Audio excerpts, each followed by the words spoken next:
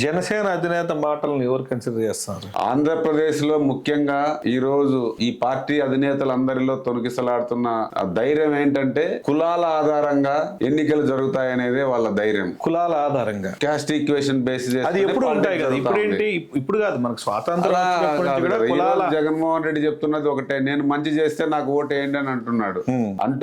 తర్వాత తను పనితీరు మెరుగుపరుచుకున్న వాళ్ళందరికీ కూడా టికెట్లు ఇవ్వడం జరిగింది. అది అనంతపూర్ జిల్లాలో కూడా చాలా మటుకు పనితీరు ఆధారంగానే ఇచ్చారు. ఎగ్జాంపుల్ కళ్యాణ్ దుర్గం సీట్ ఇవ్వడం జరిగింది. తలారి రంగయ్య గారు ఆయన ఎంపీగా పనిచేశారు. ఆయన పనితీరు ఆధారంగానే ఆయన ఎక్కడికి వెళ్ళలేదు, ఎవరిని అడగలేదు, కానీ పార్టీనే ప్రిఫర్ చేసి ఆయన కళ్యాణ్ దుర్గం పంపడం జరిగింది. రాజంపేట కూడా అట్లా ఇచ్చారు కదా. రాజంపేటలో గతంలో టీడీపీ నుండి వచ్చిన మల్లికార్జున రెడ్డి గారికి ఇవ్వడం జరిగింది. ఇచ్చిన తర్వాత కూడా 5 సంవత్సరాలు ఓపికగా ఆయన రాజకీయ కుటుంబం నుండి వచ్చిన ఆకిపాటి అమర్నాథ్ రెడ్డి గారు పార్టీ ఓపికగా ఉన్నాడు, పార్టీకి